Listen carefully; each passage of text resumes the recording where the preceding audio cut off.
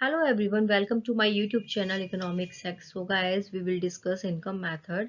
Previous video में हमने value addition, value added method clear किया था. अभी हम इनकम मेथड समझेंगे. What is income method? So income word से ही क्लियर हो रहा है कि यहाँ पर किस चीज की बात हो रही है, इनकम की बात हो रही है. और इनकम का मतलब होता है फैक्टर इनकम. इनकम से यहाँ मतलब होता है फैक्टर इनकम. फैक्टर इनकम में क्या क्या आता है हमारा? Rent, wages and interest and profit. और ये जो फैक्टर इनकम है वो कहाँ से रिसीव होती है हमें? Factor of production. Factor of production. Factor of production कितने होते हैं? 4 फैक्टर होती हैं. Land, labour, capital and enterprises. इसी लैंड, लेबर, कैपिटल, एंटरप्राइज से हमें जो इनकम रिसीव होती है, लैंड से हमें क्या मिलेगा? रेंट मिलेगा. लेबर से हमें क्या मिलती है? वेजेस. कैपिटल से हमें इंटरेस्ट और एंटरप्राइज से हमें मिलता है प्रॉफिट. जो ये टोटल फैक्टर इनकम होती है, जो ऑनर ऑफ प्रोडक्शन, जिसने प्रोडक्शन किया होता है, वो पे करता है, जिससे उसने जितनी भी फैक्टर ऑफ प्रोडक्शन ली होती हैं. ठीक है. सो इसको बोलते हैं हम इनकम मेथड. इनकम मेथड क्या होता है? It is calculated by taking the sum of factor income which is earned by normal resident of a country during the period of 1 year. तो टोटल फैक्टर ऑफ इनकम, जो चाहे वो India में earn की गई हो, चाहे इंडिया के बाहर से अर्न की गई हो, डजेंट मैटर. मैटर क्या करता है कि नॉर्मल रेजिडेंट ने अर्न की है in form of rent, wages, interest and profit. इन सभी का जो टोटल होता है वो होता है हमारा इनकम मेथड. इसको हम एक और नेम से जानते हैं, NDPFC, net domestic product factor cost. And इसका एक और नेम होता है, that is distributive share method. ठीक है. सो ये होता है इनकम मेथड. अब इसकी क्लासिफिकेशंस क्या होते हैं? क्लासिफिकेशन भी बोल सकते हैं हम इनको, या कंपोनेंट भी बोल सकते हैं. ठीक है. Component of NDPFC. जब हम एनडीपीएफसी निकालते हैं तो क्या लेते हैं? Compensation of employ plus operating surplus plus mixed income of self employed. ठीक है. यहाँ पर देखते हैं सारे क्लासिफिकेशन को. जो सीओई है ये क्या है? Compensation of employ. सीओई में क्या हो जाता है? Wages and salary and SSCY employer, मतलब सोशल सिक्योरिटी कंट्रीब्यूशन. सेकंड है ऑपरेटिंग सरप्लस. ऑपरेटिंग सरप्लस में आता है income from property. Income from property में हम क्या क्या लेते हैं? Rent and royalty and interest. And second term है income from entrepreneurship. Income from entrepreneurship में आता है corporate tax, dividend and undistributed profit. And third है यहाँ पे मिक्स्ड इनकम. मिक्स्ड इनकम क्या होती है? Income of self employed person, like doctor की अपनी पर्सनल इनकम हो गई, टीचर्स हो गए, लॉयर हो गए. ठीक है. तो ये हो गया हमारा mixed income of self employed. अब हम वन बाय वन सारे टर्म्स को समझते हैं. Compensation of employee, operating surplus, इसके अंदर जो बेजेस एंड सैलरी दे रखी है तो वो भी दो पार्ट में डिवाइडेड है, in cash and in kind. So एक एक करके हम सारे पॉइंट को क्लियर करते हैं. फर्स्ट आता है compensation of employees. Compensation of employees में हमने देखा था कि फर्स्ट दे रखा था उसमें वेजेस एंड सैलरी, और सेकंड दे रखा था सोशल सिक्योरिटी कंट्रीब्यूशन. तो वेजेस एंड सैलरी में भी टू टर्म्स होती हैं, wages and salary in cash and wages and salary in kind. मतलब जो एम्प्लॉयर है वो एम्प्लॉय को या तो कैश की फॉर्म में देता है वेजेस एंड सैलरीज, या इन काइंड मतलब काइंड की फॉर्म में देता है.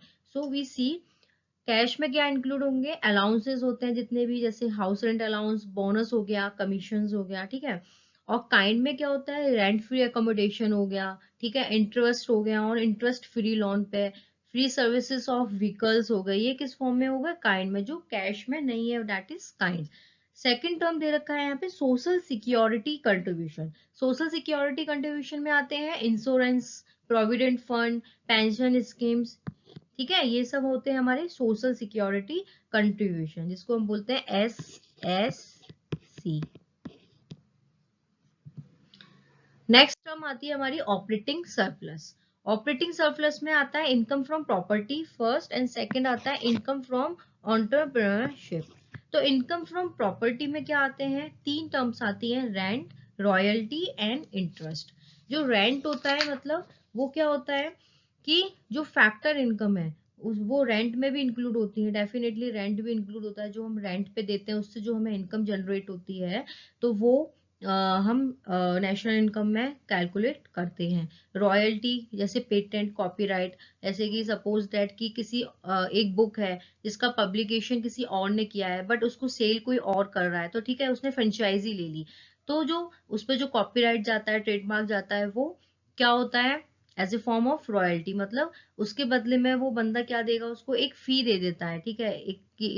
जैसे कि मेरी, जैसे सपोज दैट फॉर एग्जाम्पल से मैंने कोई बुक पब्लिश की, ठीक है, बट मैं उसको सेल मैं नहीं कर रही हूँ, किसी सेकंड पार्टी को दे रही हूँ मैं, तो वो सेकंड पार्टी जिसने मेरी बुक सेल करी है मार्केट में, तो वो मुझे उसके बदले में क्या देगा, रॉयल्टी देगा, ठीक है। तो रॉयल्टी। थर्ड टर्म आता है interest. Paid on loan is include in national income. But यहाँ पर भी 2 चीज हमें नोटिस करनी है इंटरेस्ट के पीरियड टाइम में। अगर कोई भी लोन है, ठीक है, जो यूज किया है फॉर प्रोडक्टिव पर्पस, ठीक है, किस चीज के लिए, जो प्रोडक्टिव पर्पस के लिए जो भी इंटरेस्ट हमने यूज करी है, ठीक है, जो जिसे हम बोलते हैं value added method, value addition, तो उस इंटरेस्ट को हम नेशनल इनकम में कैलकुलेट करते हैं। बट अगर यहाँ पर कोई कंजम्पशन पर्पस के लिए यूज हुआ है, ठीक है, क्या हुआ है, कोई कंजम्पशन पर्पस के लिए इंटरेस्ट यूज हुई है, इंटरेस्ट ऑन लोन में, वो हम नेशनल इनकम में इंक्लूड नहीं करते हैं। सेकंड आता है इनकम फ्रॉम एंटरप्रेन्योरशिप, जिसको हम बोलते हैं प्रॉफिट। इसमें आते हैं dividend, corporate tax and undistributed profit. Dividend क्या होता है, it's part of profit which is distributed by company among the all share holders, ठीक है, ये भी प्रॉफिट का ही पार्ट होता है। सेकंड आता है कॉर्पोरेट टैक्स। कॉर्पोरेट टैक्स क्या होता है, डायरेक्ट टैक्स होता है जो गवर्नमेंट इम्पोज करती है किस पे, जो भी कंपनी की इनकम होती है, कंपनी की जो प्रॉफिट इनकम होती है उस पे गवर्नमेंट इम्पोज करती है, उस टैक्स को गवर्नमेंट लेती है, ठीक है। अनडिस्ट्रीब्यूटेड प्रॉफिट क्या होता है, जो इसको हम बोलते हैं रिटेन्ड अर्निंग, ठीक है, जो फ्यूचर के लिए क्या होता है, कुछ प्रॉफिट रखा जाता है, ठीक है। सारा जितना भी प्रॉफिट कंपनी को हुआ होता है उस कंपनी ने शेयर होल्डर को बांटने के बाद जो रिमेनिंग प्रॉफिट बचता है उसको जो कंपनी है वो फ्यूचर पॉइंट ऑफ व्यू से उसको सिक्योर करके रख देती है, ठीक है। दैट इज अनडिस्ट्रीब्यूटेड प्रॉफिट, मतलब जो डिस्ट्रीब्यूटेड नहीं किया हो वो होता है हमारा अनडिस्ट्रीब्यूटेड प्रॉफिट। तो इनकम फ्रॉम एंटरप्रेन्योरशिप में 3 टर्म्स होती हैं, dividend, corporate tax and undistributed profit. And income from property में 3 टर्म होती हैं, रेंट, रॉयल्टी, इंटरेस्ट। तो आई होप गाइज आपको फर्स्ट टर्म क्लियर हो गया होगा, compensation of employee, and second term है ऑपरेटिंग सरप्लस, और थर्ड हमने पढ़ा था mixed income by self employed. तब इन तीनों को हम जब ऐड करते हैं तो वो हमारा क्या आता है, एनडीपीएफसी। नेक्स्ट हम पढ़ते हैं स्टेप्स कि हमें इनकम मेथड से हम किस तरीके से नेशनल इनकम कैलकुलेट करेंगे। First, classify 3 category. 3 कैटेगरी में क्या आता है, primary sector, tertiary sector and secondary sector.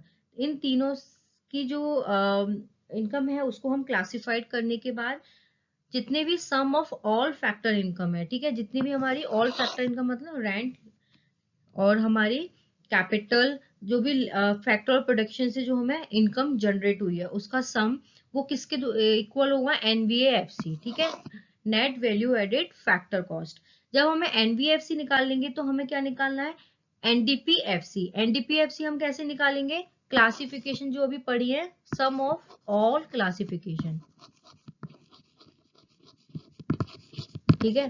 Classification में क्या आ जाता है, compensation of employ plus operating surplus plus mixed income of self employed. फिर नेक्स्ट आता है हमारा एस्टिमेट एनएनपीएफसी। जब हम एनएनपीएफसी कैसे निकलेगा, एनडीपीएफसी यानी कि एनडीपीएफसी जो हमने अभी ऊपर निकाला प्लस इसमें कर देंगे net factor income from abroad, NFI, ये हमारा निकल जाएगा एनएनपीएफसी।